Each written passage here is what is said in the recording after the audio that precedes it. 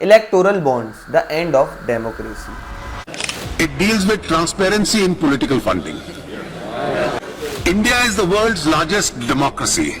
Even 70 years after independence, the country has not been able to evolve a transparent method of funding political parties, which is vital to the system of free and fair elections. Meanwhile, the Finance Minister Arun Jaitley today announced the contours of electoral bonds for funding of political parties. Electoral funding clean और transparent तरीके से हो, इसके लिए budget में प्रावधान किया गया। वो चेक के माध्यम से हो, डिजिटल डोनेशंस के माध्यम से हो, कैश डोनेशन केवल 2000 तक हो और इलेक्टोरल बॉन्ड हो जो एक स्कीम के माध्यम में आएगा। मैं सर अगले विषय पे आना चाहता हूँ, वो है इलेक्टोरल बॉन्ड्स का। इलेक्टोरल बॉन्ड भारतीय राजनीति में से काले धन का वर्चस्व समाप्त करने के लिए लाया गया। What is electoral bonds? आखिर इलेक्टोरल बॉन्ड्स क्यों इंट्रोड्यूस हुए और इलेक्टोरल बॉन्ड्स इंडियन डेमोक्रेसी को खत्म क्यों कर रहे हैं? क्या इलेक्टोरल बॉन्ड से ब्लैक मनी खत्म हो रहा है या फिर नहीं? और जहां फ्यूचर गेमिंग जैसी छोटी कंपनी जिसका एनुअल प्रॉफिट 215 करोड़ है, ऐसी छोटी कंपनी भी 1350 करोड़ के इलेक्टोरल बॉन्ड्स कैसे फंड कर पा रही है? और न जाने ऐसी कितनी कंपनीज हैं जो इलेक्टोरल बॉन्ड्स के जरिए अपनी फेवरेट इलेक्शन पार्टी को फंड कर रही है। अब ऐसे न जाने कितने सवाल हैं जो आपको इस वीडियो में पता चलेंगे और इलेक्टोरल बॉन्ड्स क्या होता है, ये कैसे काम करता है, ये भी आपको जानने को मिलेगा और कैसे ये सब इलेक्शन पार्टीज इलेक्टोरल बॉन्ड के जरिए पैसे लेती हैं। तो ये वीडियो एजुकेशनल पर्पस से होने वाला है, इसमें हम कोई भी पार्टी के सपोर्ट में या फिर कोई भी पार्टी के खिलाफ में नहीं है, इसलिए इस वीडियो को सिर्फ एजुकेशनल पर्पस से ही देखना। So let's start the video. उससे पहले अगर आप इन्वेस्टमेंट से रिलेटेड, स्टॉक मार्केट से रिलेटेड या फिर फाइनेंशियल एजुकेशन से रिलेटेड कंटेंट देखना पसंद करते हो तो मेक श्योर कि आप इस चैनल को सब्सक्राइब करके जाओ। सो वीडियो को स्टार्ट करते हैं कि इलेक्टोरल बॉन्ड्स कैसे होते हैं और ये कैसे काम करते हैं। हे एवरीवन, सो आज की वीडियो को और सिंपल बनाने के लिए हम इसको पार्ट्स में डिवाइड कर लेते हैं, जहां हम पहले पार्ट में ये बात करने वाले कि इलेक्टोरल बॉन्ड्स क्या होता है और ये कैसे काम करता है। सेकंड पार्ट में हम ये जानेंगे कि ये हमारी डेमोक्रेसी पे क्या असर कर रहा है और लास्टली हम ये बात करेंगे कि क्या सच में इलेक्टोरल बॉन्ड से ब्लैक मनी कम हुआ है या फिर नहीं। सो इलेक्टोरल बॉन्ड्स पेपर मनी होते हैं जो कि पेपर में मौजूद होते हैं। तो इलेक्टोरल बॉन्ड्स 2 करोड़, 5 करोड़, 10 करोड़ कितने भी रुपए के हो सकते हैं। अब मान लो आपके पास 1 करोड़ रुपए कैश है और वही दूसरी जगह आपके पास 1 करोड़ रुपए के इलेक्टोरल बॉन्ड्स हैं, तो वो आपका बॉन्ड का जो पेपर मनी है वो आपके कैश के बराबर कहलाएगा। मतलब आपको इतना ज्यादा कैश कैरी करने की जरूरत नहीं होगी, आप सिर्फ एक पेपर में 1 करोड़ की वैल्यू लेके चल सकते हो। अब यहाँ पे एक क्वेश्चन आता है कि आपको इलेक्टोरल बॉन्ड्स कैसे मिल सकते हैं, मतलब अगर आपको अपने पैसे को बॉन्ड्स में कन्वर्ट कराना है तो आप ये कैसे कर सकते हो। तो इसके लिए SBI बैंक ही आपके कैश को बॉन्ड्स में कन्वर्ट कर सकता है। अब SBI क्योंकि एक गवर्नमेंट बैंक है, इसीलिए ये चीज वो कर सकता है। अब मान लो आपके पास 1 करोड़ रुपए हैं और आपको वही पैसों को बॉन्ड्स में कन्वर्ट करवाना है, तो आप वो 1 करोड़ सिंपली SBI बैंक के पास जमा करवाओगे, उसके बदले वो आपको 1 CR का बॉन्ड पेपर दे देंगे। और अगर आपको वही पैसे वापस से विड्रॉल करवाना है, मतलब वापस से आपको 1 करोड़ रुपए कैश चाहिए है, तो आप उस बॉन्ड को वापस से SBI बैंक ले जा सकते हो, वो बॉन्ड जमा कर सकते हो और उसके बदले कैश ले सकते हो। अब मान लो आपको ये पैसे बॉन्ड्स के जरिए किसी को देना है, तो आप 1 करोड़ रुपए के बॉन्ड लेके उस पर्सन को वो बॉन्ड पेपर दे सकते हो और वो पर्सन वो इलेक्टोरल बॉन्ड ले जाके SBI बैंक में जमा करके अपने कैश विड्रॉल करवा सकता है। अब ये सबसे सिंपल तरीका है जो मैंने आपको बताया है कि इलेक्टोरल बॉन्ड्स कैसे होते हैं और आप इसको कैसे यूज कर सकते हो, कैसे आप अपने कैश मनी को बॉन्ड्स में कन्वर्ट करवा सकते हो। अब इलेक्टोरल बॉन्ड्स को अरुण जेटली ने 2017 में इंट्रोड्यूस किया था, जहां पे उनका ये कहना था कि लोग अब इलेक्टोरल बॉन्ड्स के जरिए पार्टीज को फंड कर सकते हैं और साल 2017 के बाद से लोग अपनी फेवरेट पार्टी को इलेक्टोरल बॉन्ड्स के जरिए फंड करने लगे। अब आप सोचोगे कि ऐसा क्यों, लोग कैश भी तो अपने पैसे दे सकते हैं या फिर डायरेक्ट अपने अकाउंट से भी ट्रांसफर करके वो XYZ पार्टी को तो फंड कर सकते हैं। अब यहाँ पे सेम क्वेश्चन कई लोगों के दिमाग में आ रहा होगा। अब मान लो मुझे कोई पार्टी को फंड करना है, अब मान लो 2 पार्टी A और पार्टी B। अब मुझे पार्टी A को 5 करोड़ रुपए फंड करना है, तो अगर मैं डायरेक्ट 5 करोड़ रुपए कैश उस पार्टी को फंड करूंगा तो उस 5 करोड़ रुपए का रिकॉर्ड मुझे दिखाना पड़ेगा, मतलब वो पैसे मेरे पास कैसे आए, कहां से आए, ये चीज मुझे दिखाना पड़ेगा। और अगर मैंने ये चीज नहीं दिखा पाई तो वो 5 करोड़ रुपए मेरे ब्लैक मनी कहलाएंगे। इसके अलावा अगर मैं डायरेक्टली अपने अकाउंट से दूसरी पार्टी को फंड करूंगा तो इससे मेरी आइडेंटिटी रिवील हो जाएगी। मतलब ये सबको पता चल जाएगा कि मैंने पार्टी ए को 5 करोड़ रुपए फंड किए हैं और इसके बदले मुझे पार्टी बी का फोन आएगा, या फिर ये चीज सबको पता चलेगी कि मैंने 5 करोड़ रुपए दूसरी पार्टी को फंड किए हैं। इससे एक बैड इंप्रेशन बनेगा, हो सकता है कि इस चीज से मुझे प्रॉब्लम भी हो। इसीलिए यही सबका सॉल्यूशन निकल के आता है इलेक्टोरल बॉन्ड्स। अब बॉन्ड्स में एक फायदा ये है कि आपको अपने पैसे का कोई भी रिकॉर्ड नहीं दिखाना पड़ेगा। मतलब आप कोई भी हो, आप क्रिमिनल हो, आप फ्रॉडर हो, आप 420 हो, आपके पास कहीं से भी पैसे आ रहे हो, आप उस पैसे का रिकॉर्ड बिना दिखाए इलेक्टोरल बॉन्ड्स परचेस कर सकते हो। मतलब SBI बैंक आपसे उन पैसों का रिकॉर्ड नहीं पूछेगा, आपसे वो पैसे लेके आपको बॉन्ड्स दे देगा। इसके अलावा आपकी आइडेंटिटी भी इस चीज से छुपी रहेगी। मतलब किसी को ये नहीं पता चलेगा कि आपने इलेक्टोरल बॉन्ड्स परचेस किए हैं। और जिस पार्टी को आपको फंड करना है, जो आपकी फेवरेट पार्टी, जो पार्टी को आप जिताना चाहते हो, उस पार्टी को आप इजीली बॉन्ड्स के जरिए फंड कर सकते हो।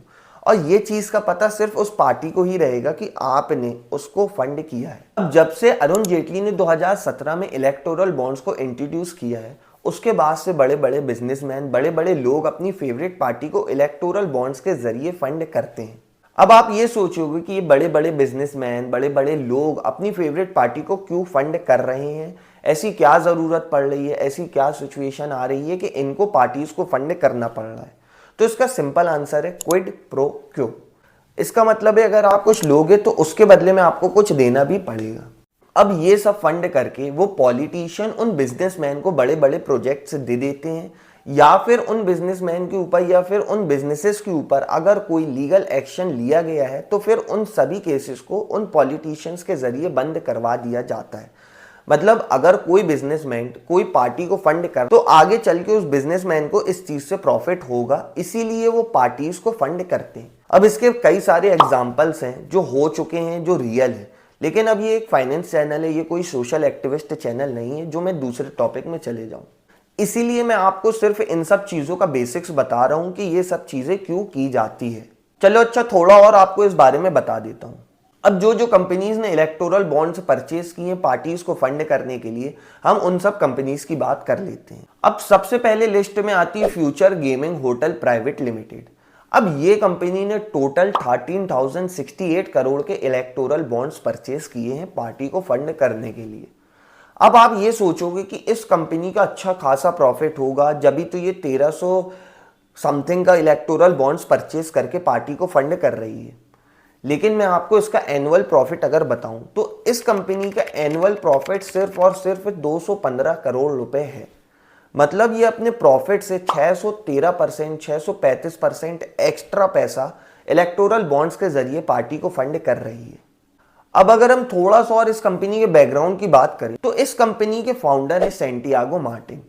अब ये पर्सन को लॉटरी किंग भी कहा जाता है और हाल ही में इनके ऊपर कई सारे केसेस थे और ईडी की इस पर्सन के ऊपर कड़ी नजर रखी गई है। इसके अलावा इनके 409 करोड़ के एसेट्स भी जब्त कर लिए गए हैं। लेकिन ये सब केस लगने के बाद इन्होंने इलेक्टोरल बॉन्ड्स परचेज किया और उसके थोड़े टाइम बाद ही इनके जितने भी केसेस थे वो सारे हटा दिए गए। तो ये एक परफेक्ट एग्जांपल है क्विड प्रो क्वो का। मतलब अगर आप कुछ दोगे तो उसके बदले में आपको बहुत सी चीजें मिलेगी। इसीलिए लोग पार्टीज को फंड करते हैं इलेक्टोरल बॉन्ड्स के जरिए।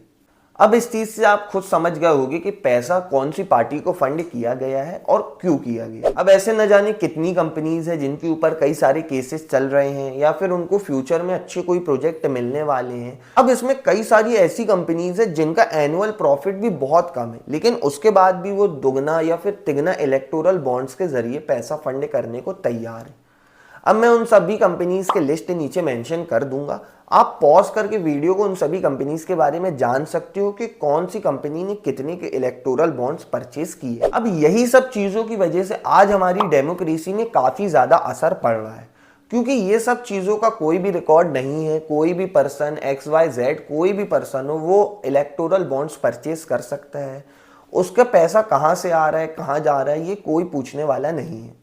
यहाँ पे आपको कोई लिमिटेशंस नहीं है, आपको कोई रिकॉर्ड्स नहीं दिखाना पड़ेगा। अब यहाँ पे मैं कोई पॉलिटिकल पार्टी को टारगेट नहीं कर रहा हूँ, क्योंकि ऐसी कोई भी पार्टी नहीं है जो फंड नहीं लेती हो। ऐसी हर कोई पार्टी है जो इलेक्टोरल बॉन्ड्स के जरिए फंड ले रही है और लेती थी पास्ट में भी।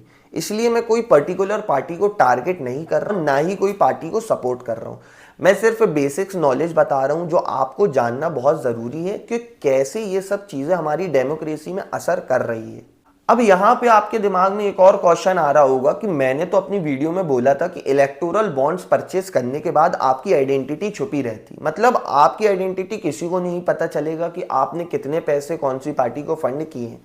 लेकिन ये सब होने के बाद भी आज ये सब जो कंपनीज 30 डोनर्स कंपनीज की लिस्ट निकली, ये सब लोगों के बीच में कैसे आ गई, कैसे इन सभी की आइडेंटिटी सबके बीच में रिवील हो गई। तो अब यहाँ पे एंट्री होती है सुप्रीम कोर्ट की। अब सुप्रीम कोर्ट ने इस चीज के अगेंस्ट एक्शन लिया और एसबीआई से ये सभी चीजों के रिकॉर्ड्स मांगे। अब हाल ही में ये केस चल ही रहा है, इसीलिए इस चीज का कोई पुख्ता सबूत तो नहीं है कि किसने कितने कहां पे पैसे दिए हैं। लेकिन सुप्रीम कोर्ट के केस करने के बाद एसबीआई ने ये 30 डोनर कंपनी की लिस्ट दी है, जिसमें ये क्लियरली मेंशन किया गया कि कौन सी कंपनी का कितना प्रॉफिट है और कौन सी कंपनी ने कितने करोड़ों के इलेक्टोरल बॉन्ड्स परचेज करके रखे। अब इस चीज का केस सुप्रीम कोर्ट में चल ही रहा है और हो सकता है कि एसबीआई को अपने और भी रिकॉर्ड्स दिखाना पड़ जाए। अब ये सब चीजें देखकर हमें ये याद आ रहा है कि अरुण जेटली ने किस पर्पज से 2017 में इलेक्टोरल बॉन्ड्स को इंट्रोड्यूस किया था। उनका ये पर्पस था, उनका ये कहना कि इलेक्टोरल बॉन्ड्स आने के बाद से ब्लैक मनी में रुकावट हो जाएगी, लोग अपना पैसा कैश में नहीं रख पाएंगे, लोग इलेक्टोरल बॉन्ड से ही फंड कर सकेंगे। लेकिन आज की अगर हम सिचुएशन में देखें तो क्या आपको लगता है कि इलेक्टोरल बॉन्ड से ब्लैक मनी में रुकावट आई है? तो इसका सीधा सा आंसर है नहीं।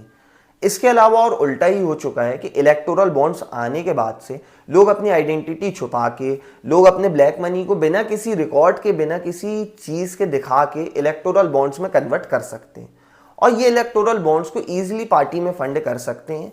ये इलेक्टोरल बॉन्ड का सीधा सा सिंपल सा फायदा सिर्फ और सिर्फ इलेक्शन पार्टीज को ही हो रहा है। इससे ना कोई ब्लैक मनी कम हो रहा है, ना कोई इससे आइडेंटिटी सामने आ रही है, ना किसी चीज़ का रिकॉर्ड रखा जा रहा है। मतलब ये इलेक्टोरल बॉन्ड से जो पर्पस अरुण जेटली का था वो पर्पस नहीं हो रहा है। अब यहाँ पे मेरा एक क्वेश्चन ये है आप लोगों से कि ये इलेक्टोरल बॉन्ड्स इंट्रोड्यूस करना सही है या फिर नहीं, ये आप कमेंट्स में ज़रूर बताना। और मैंने इस वीडियो में आपको सिंपली हर एक चीज़ बता दिया है कि कैसे इलेक्टोरल बॉन्ड्स काम करते हैं, इलेक्टोरल बॉन्ड्स क्यों इंट्रोड्यूस किया गया था और अभी की डेट में, अभी की सिचुएशन में इलेक्टोरल बॉन्ड्स का इस्तेमाल किस तरीके से किया जा रहा है और इसका हमारे डेमोक्रेसी पे क्या असर पड़ रहा है। और अगर वीडियो में एक भी चीज़ आपको थोड़ी भी हेल्पफुल लगी हो तो इस वीडियो को लाइक ज़रूर करना और हमारे चैनल को भी सब्सक्राइब ज़रूर करना। और अगर आपको ये जानना है कि टाटा मोटर्स का डिमर्जर क्यों हो रहा है तो स्क्रीन में आ रही वीडियो को क्लिक करके आप वहां से ये चीज़ देख सकते हो।